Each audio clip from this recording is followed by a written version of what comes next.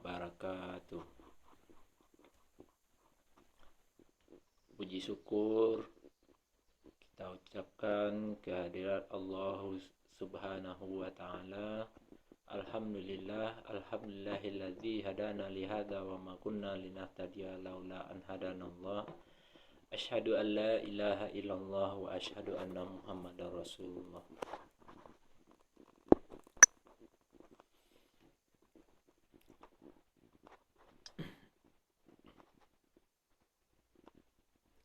Baiklah,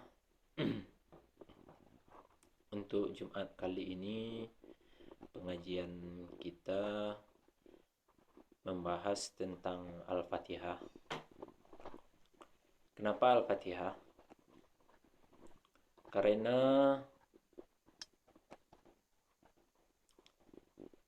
Al-Fatihah dibaca di setiap rakaat dalam salat. Setidaknya ini bisa mengingatkan kita untuk selalu membaca Al-Fatihah di waktu-waktu senggang. Kenapa begitu? Karena dengan membaca Al-Fatihah, pintu hati kita akan terbuka dan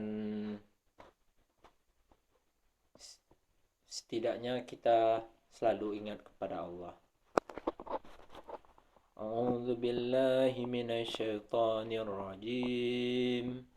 Bismillahirrahmanirrahim. Alhamdulillahi rabbil alamin. Ar-Rahmanir Rahim. Maliki yaumiddin. Iyyaka na'budu wa iyyaka nasta'in. Ihdinas siratal mustaqim. Siratal ladzina an'amta 'alaihim ghairil maghdubi 'alaihim waladdallin.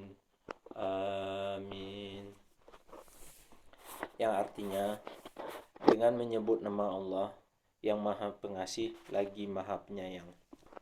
Di awal kita membaca surat Al-Fatihah, kita telah menyebutkan bahwa dengan nama Allah kita mulai pembacaan Al-Fatihah kita, yang Maha Pengasih lagi Maha Penyayang, atau yang Maha Pemurah lagi Maha Penyayang. Kenapa begitu? Karena Allah mempunyai 99 sifat-sifatnya. Jadi di awal kita membaca Al-Quran, setidaknya kita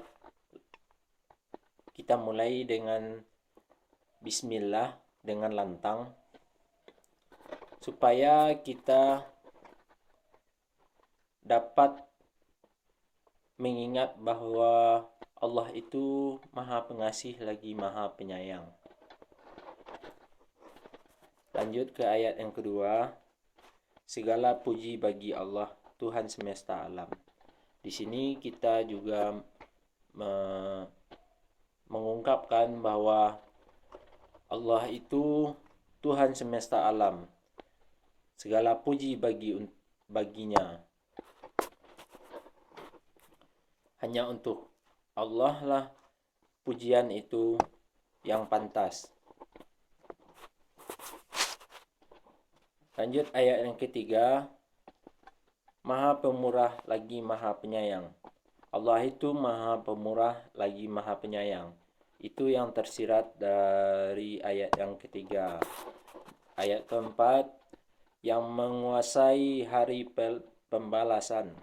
Jadi Allah yang menguasai hari-hari pembalasan, di mana setiap manusia akan dihisap di sana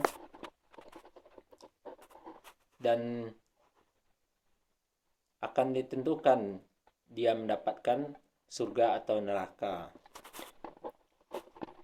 Ayat kelima, hanya kepada Engkau lah kami menyembah, dan hanya kepada Engkaulah kami memohon pertolongan. Jadi di ayat yang kelima ini juga kita menjelaskan atau menegaskan bahwa hanya kepada Allah kita meminta pertolongan, dan hanya kepada Allah lah kita menyembah. Jadi nggak ada yang patut disembah selain Allah, dan sepatutnya kita meminta pertolongan hanya kepada Allah.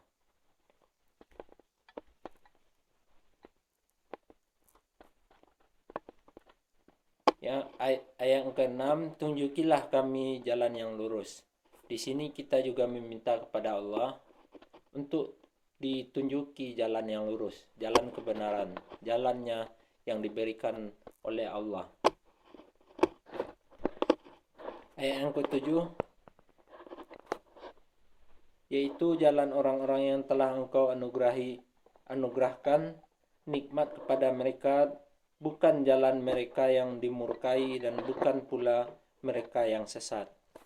Jadi jelas apa yang kita minta dalam Al-Fatihah ini kepada Allah semuanya kita tujukan.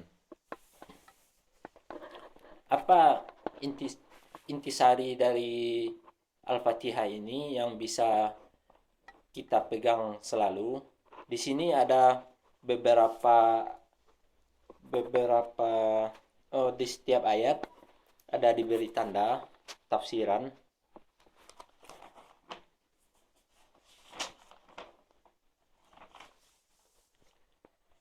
Jadi di setiap ayat ini ada penjelasannya di halaman berikutnya.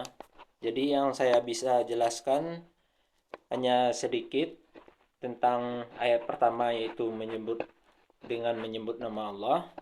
Yang kedua, puji-pujian hanya bagi Allah, dan Allah lah yang semesta alam. Yang ketiga, Allah itu maha pemurah dan maha penyayang. Yang keempat, yang menguasai hari pembalasan. Yang kelima, hanya Allah lah yang patut disembah, dan kepadanya kita minta pertolongan. Yang keenam, bukti kita meminta petunjuk kepada Allah. Dan yang ketujuh, yaitu penjelasan dari ayat yang ke-6, jalan yang mana yang kita perlukan